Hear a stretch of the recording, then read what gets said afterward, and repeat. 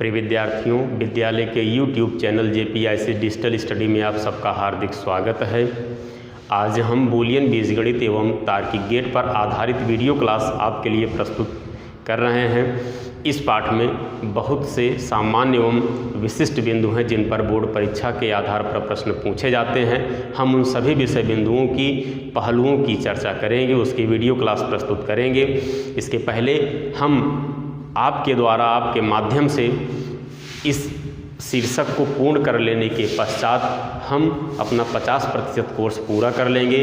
तो एक सटीक पहल अपनाते हुए हम क्या करेंगे, इस पर अध्याय क्रम 1 से लेकर 5 तक 3 प्रतिदर्श प्रश्न पत्र को हल करेंगे, अपने प्रोजेक्ट संबंधी कार्य को पूरा करेंगे। इन सब कार्यों को पूरा करने के पश्चात एक सुनियोजित तैयारी करते हुए हम अगले अध्यायक्रम की तरफ बढ़ेंगे। तो आइए हम सबसे पहले इस शीर्षक को पूर्ण करने की तरफ आगे बढ़ते हैं। इस शीर्षक से संबंधित आपकी जो पहली क्लास है वह शीर्षक एवं महत्वपूर्ण बिंदुओं की जानकारी के लिए है। बूलियन बीजगणित एवं तार्किक गेट का जो शीर्षक है उसका उद्देश्य है कंप्यूटर को सुनियोजित तरीके से प्रयोग करना। इस पाठ में बूलियन बीजगणित एवं तार्किक गेट पर हम चर्चा करेंगे। तो हम इसकी शुरुआत करते हैं बूलियन बीजगणित से। यहीं से शीर्षक की शुरुआत हो जाती है। बूलियन बीजगणित का विकास जॉर्ज बूले ने किया था। बूलियन बीजगणित का विकास जॉर्ज बूले ने किया था। प्रश्न भी पूछा जाता है कि बूलियन बीजगणित को विकसित करने का श्रेय किसे दिया जाता है, तो उसका प्रत्युत्तर होता है बूलियन बीजगणित को विकसित करने का श्रेय जॉर्ज बूले को दिया जाता है। जॉर्ज बूले आरंभ में कथनों के आधार पर बूलियन बीजगणित का विकास किया। हम बीजगणित की चर्चा करें तो बीजगणित की एक विशेषता होती है कि इसमें किसी मान को हम एज्यूम कर लेते हैं, कुछ मान लेते हैं तो उसका एक परफेक्ट आंसर हमें मिल जाता है। जैसे बीजगणित में बहुत सारे सवाल आपने देखे होंगे और जब उसको हम सॉल्व करते हैं तो सबसे पहले लिखते हैं कि माना राम की उम्र x वर्ष, माना श्याम की उम्र x वर्ष। इस तरीके से हम लिखते हैं। तो x की तो कोई वैल्यू है नहीं, हमने उसको मान लिया कि जो वैल्यू आएगी वह x में हम अप्लाई कर देंगे और वह परफेक्ट वैल्यू होगी। हम एक उदाहरण के माध्यम से आपको समझा रहे हैं कि बीज गणित में हम किसी भी सवाल को हल करते हैं तो उसमें हम सबसे पहली लाइन सवाल हल करने की जब शुरुआत करते हैं तो लिखते हैं कि माना राम की उम्र x वर्ष। ऊपर हमने मान लिया है और लास्ट में उसका आंसर आ जाता है जो एक सटीक उत्तर होता है। तो जॉर्ज बूले ने कथनों के आधार पर बीजगणित का विकास किया। इसके बाद परिपथ बीजगणित का विकास हुआ क्लाउडी सेनन के द्वारा। हम पहले कुछ महत्वपूर्ण बिंदुओं को सीख लेते हैं जो इस शीर्षक में प्रयुक्त हुए हैं। इस शीर्षक में जो महत्वपूर्ण बिंदु प्रयुक्त हुए हैं वह है कथन, मान,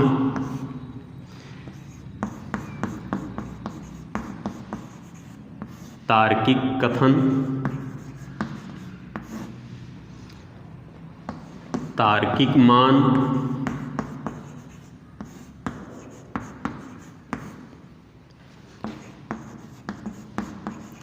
अभिगृहीत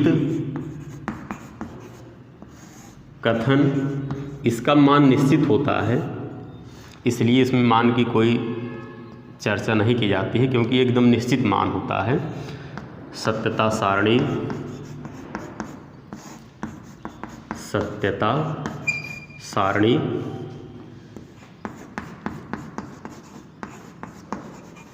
तार्किक गेट,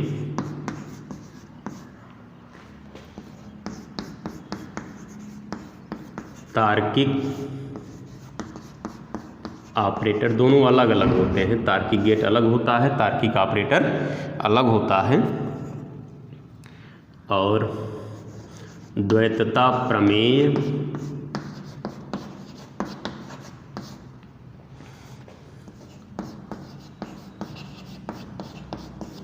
डी मॉर्गन लॉ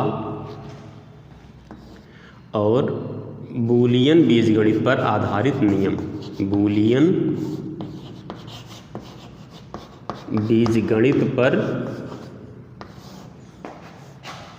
आधारित नियम। इन्हीं बिंदुओं के अंतर्गत यह संपूर्ण पाठ की संरचना की गई है। तो हम एक एक बिंदुओं की जानकारी ले रहे हैं। कथन, कथन क्या है? हम कुछ तथ्यों पर अपना विचार प्रस्तुत करते हैं या हम कुछ न कुछ अभिव्यक्ति करते रहते हैं जिनके लिए हम वाक्यों का प्रयोग करते हैं। तो सभी वाक्य कथन नहीं होते हैं। ऐसे तथ्य जिनका मान निश्चित होता है, केवल एक मान हो, उसे ही कथन कहा जाता है। एक बार फिर से समझेंगे। ऐसे तथ्य जिनका मान निश्चित होता है उसे कथन कहते हैं, चाहे वह सत्य के रूप में हो चाहे असत्य के रूप में हो। सही है तो भी कथन है और अगर गलत मान है तो भी कथन है। लेकिन ध्यान यह रहे कि दोनों मान ना हो। हम दोनों पर चर्चा करेंगे। जैसे सूर्य पूरब में उदित होता है।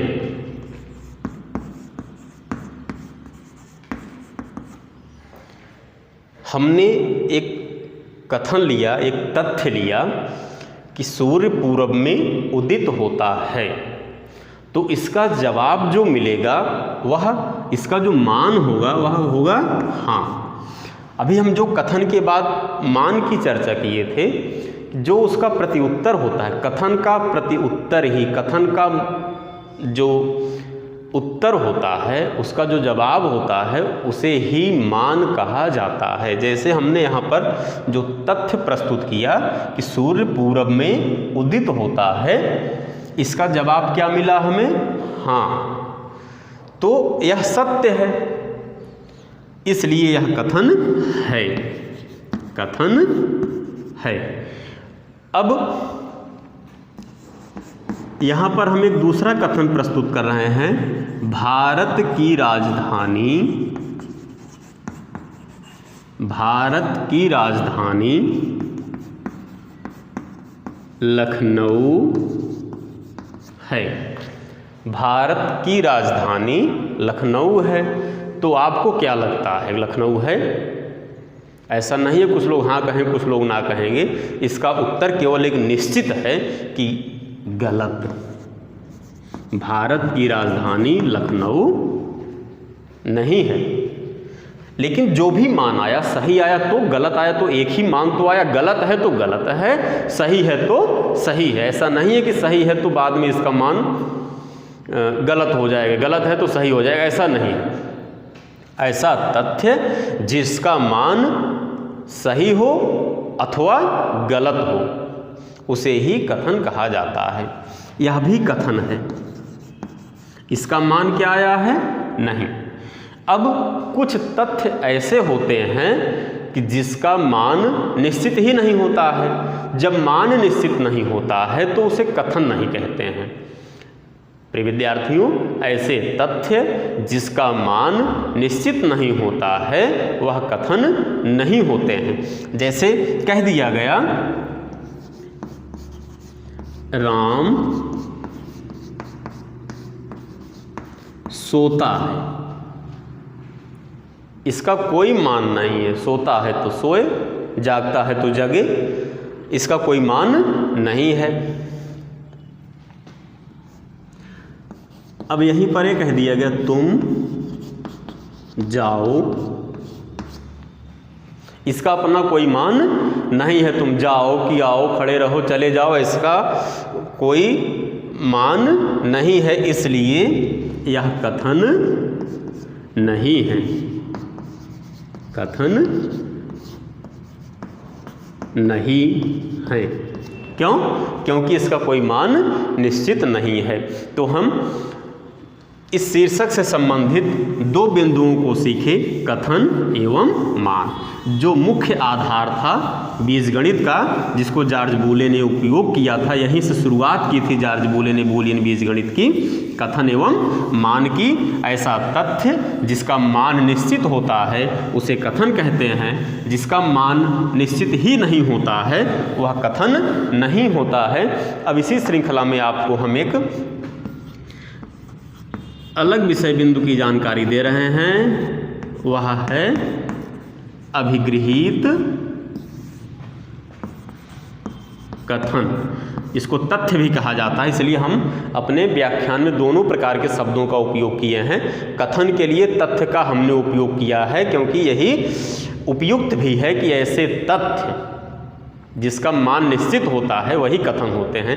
अभिगृहीत कथन को अभिगृहीत तथ्य भी कहा जाता है। यह कौन से कथन होते हैं? इसका मान कभी गलत होता ही नहीं है, सार्वभौमिक रूप से सत्य होता है। ऐसे कथन जिसका मान सार्वभौमिक रूप से सत्य होता है उसे अभिगृहीत कथन कहा जाता है। इसका आंसर गलत आता ही नहीं है, 100% ट्रू रहता है, यानी कि सत्य रहता है। जैसे यहाँ पर हम कह दिए मृत्यु निश्चित है, तो अभी कुछ लोगों को ऐसा लग रहा होगा, लेकिन यह सत्य है कि मृत्यु निश्चित है। कहा जाता है ना कि मृत्यु सत्य है, अंतिम सत्य है। तो ऐसा तो है नहीं कि झूठ है, क्योंकि इसके तथ्य में ही लग गया कि सत्य है। ऐसा तथ्य जो सदैव सत्य रहे उसे अभिगृहीत कथन कहा जाता है। मृत्यु निश्चित है, यह बात सत्य है, हम भी स्वीकार कर रहे हैं, आप भी स्वीकार कर रहे हो, जिसको कहोगे वह भी स्वीकार करेगा। हाँ, जो स्वीकार कर रहा है वो इस समय जो है अलाइव है, जीवित है, तो स्वीकार कर रहा है कि सत्य है। तो हम कथन एवं उसका मान, अभिगृहीत कथन को हमने देखा कि अभिगृहीत कथन के लिए आप ध्यान देंगे कि इसका मान हमेशा सत्य रहता है। अब हम चलते हैं तार्किक कथनों की तरफ। वहाँ पर भी हम कुछ अलग से बहुत परिवर्तन विशेष नहीं देखते हैं। कथन को ही तार्किक कथन कहा जाता है। बस अब यहाँ से क्या हुआ कि जो बूलियन बीजगणित का विकास जॉर्ज बूले ने कथनों के आधार पर किया था, वहीं और अधिक विकसित करने का श्रेय परिपथ बीजगणित का जो प्रयोग किया गया वो क्लाउडी सेनान के द्वारा किया गया। इन्होंने कथनों को अपनी भाषा में परिवर्तित किया, तार्किक कथन।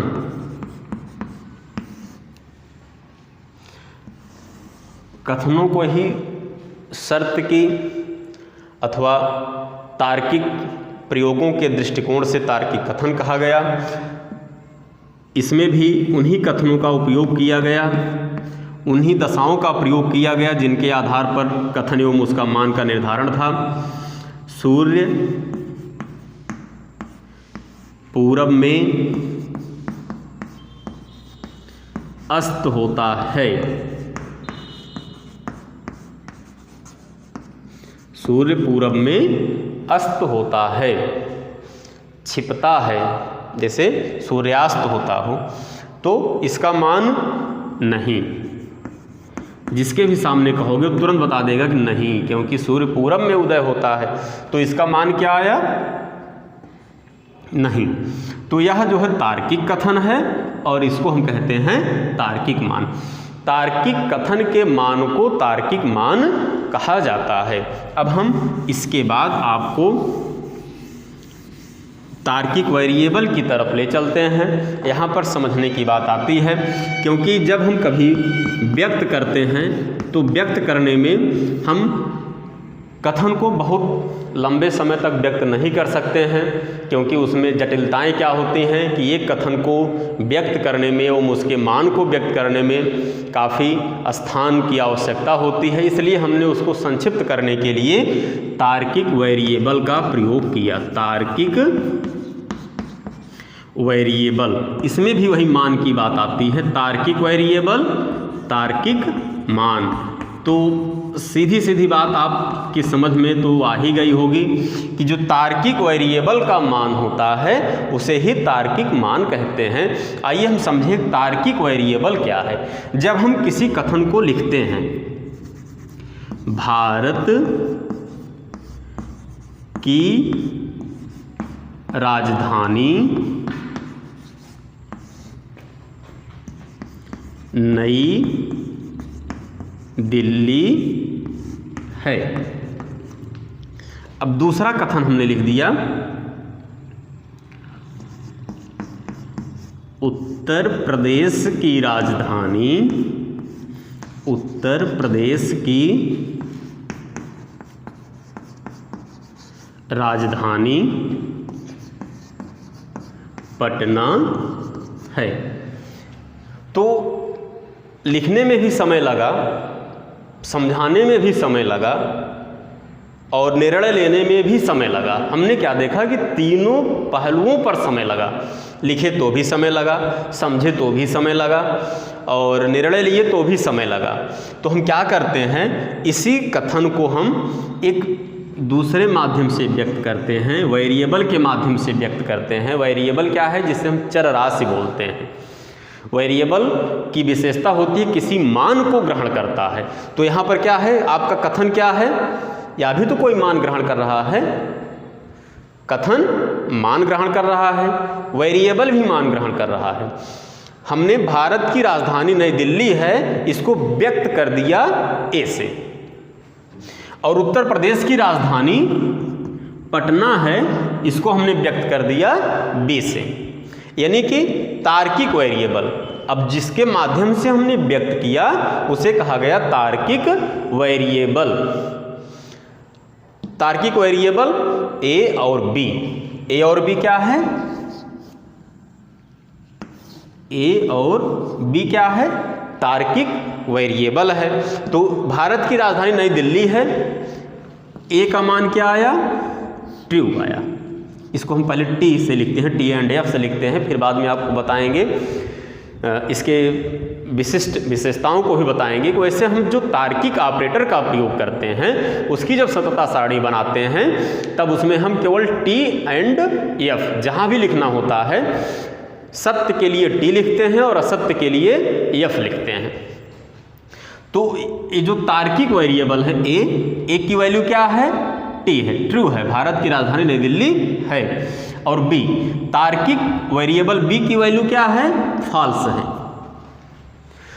ये है तार्किक वेरिएबल और यह है तार्किक मान। इसे कहते हैं, देखिए हम यहाँ पर व्यक्त भी कर दे रहे हैं, इसे कहते हैं तार्किक वेरिएबल और इसे कहते हैं तार्किक मान। तो प्रिय विद्यार्थियों, यहाँ पर आपने देखा हम कथन से शुरुआत किए थे, कथन एवं उसका मान, तार्किक कथन एवं उसका तार्किक मान, अभिगृहीत कथन, उसका मान सदैव सत्य ही होता है, और हम तार्किक वेरिएबल एवं तार्किक मान की चर्चा यहाँ तक कर चुके हैं। यही मुख्य आधार है बूलियन बीजगणित का। प्रिय विद्यार्थियों, हम आगे की तरफ चलते हैं। हमें कंडीशनल आउटपुट की भी आवश्यकता होती है। जैसे अभी हम अलग अलग कथनों पर आधारित उसके मान को हमने व्यक्त किया, अब ऐसी आवश्यकता होती है कि जहाँ पर हम कथनों के संयोजन से केवल एक आउटपुट प्राप्त करते हैं, इसको हम व्यक्त करने के लिए सत्यता सारणी का उपयोग करते हैं। अब अगली बात है सत्यता सारणी।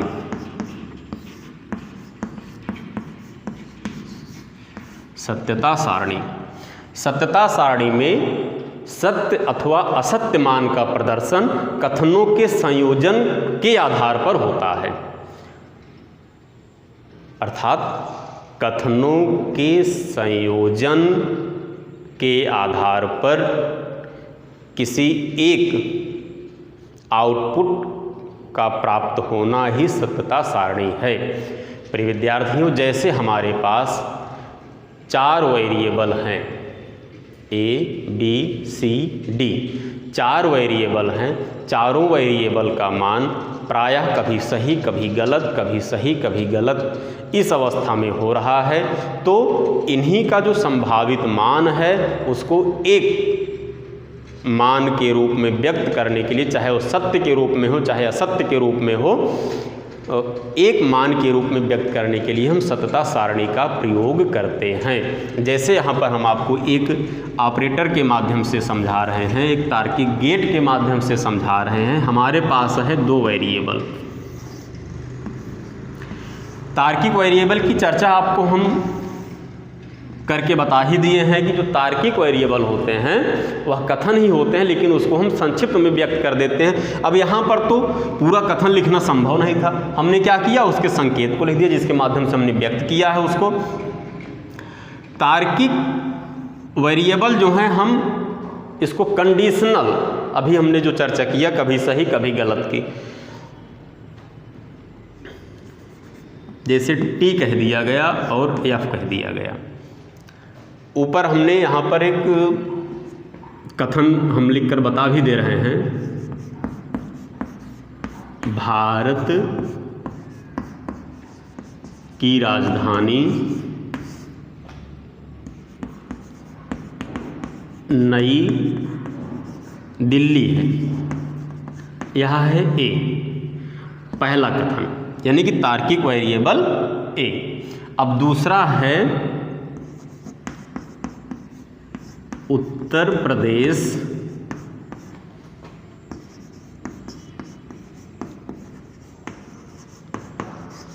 की राजधानी लखनऊ है। यद्यपि तार्किक गेट का प्रयोग विद्युत प्रवाह के लिए किया जाता है, लेकिन इसको कंडीशनल इस तरीके से हम समझ लें, और जिससे कि हम जब तार्किक गेट को समझाएं, उसकी शर्त को समझाएं, तो एक समझ में तुरंत आ जाए। ये हो गया बी, तार्किक वेरिएबल बी। तो भारत की राजधानी नई दिल्ली है, तार्किक वेरिएबल ए, और उत्तर प्रदेश की राजधानी लखनऊ है, तार्किक वेरिएबल बी। कुछ लोगों ने कहा कि भारत की राजधानी, पहले चरण में लोगों ने कहा कि भारत की राजधानी नई दिल्ली नहीं है, एफ। फिर उत्तर प्रदेश की राजधानी लखनऊ है, इस पर भी एक संशय बना, लोगों ने कह दिया एफ नहीं। फिर अगले चरण में क्या हुआ, जब हमने व्यक्त किया इसकी संभाव्यता को, इसके मान की संभाव्यता को, भारत की राजधानी नई दिल्ली है, तो यहाँ पर जवाब आया एफ। उत्तर प्रदेश की राजधानी लखनऊ है, टी। एक तार्किक मान की संयोजकता बता रहे हैं, कॉम्बिनेशन बता रहे हैं कि जब संयोजित रूप से मान हो जाता है, यानी कि विभिन्न शर्तात्मक रूप से मान हो जाता है, कभी सही कभी गलत हो जाता है, तब उसका हम एक आउटपुट कैसे प्राप्त करते हैं, वह सत्यता सारणी के आधार पर ही प्राप्त करते हैं। अब तीसरी कंडीशन में भारत की राजधानी नई दिल्ली है, ट्रू, और उत्तर प्रदेश की राजधानी लखनऊ है, यह कुछ लोगों की समझ में आया। अब चौथी कंडीशन में क्या हुआ, सबकी समझ में आ गया कि भारत की राजधानी नई दिल्ली है, सही है, उत्तर प्रदेश की राजधानी लखनऊ है, ये भी सही है। तो इसको हम एंड तार्किक गेट के हिसाब से देखते हैं, तार्किक ऑपरेटर के हिसाब से देखते हैं। तो एंड कहता है कि जब दोनों मान सही हों, दोनों इनपुट सही होने की, दोनों का मतलब है जितने भी इनपुट हैं ए बी सी डी जितने भी हैं सब सही की दशा में हो। ऐसा नहीं कहीं पर डाउट हो, किसी में कोई इनपुट फॉल्स हो तो नहीं। अगर सभी इनपुट सही हैं तो परिणाम जो आएगा आपका सत्यता सारणी में, जो एक परिणाम आएगा वो सही का आएगा। एफ एफ एफ हो जाएगा, एफ टी एफ हो जाएगा, टी एफ एफ हो जाएगा, टी और टी सही हो जाएगा। तो यहाँ पर हमने जो है इस मान को व्यक्त करने के लिए, प्रदर्शित करने के लिए सत्यता सारणी का उपयोग किया। इसे ही सत्यता सारणी कहा जाता है।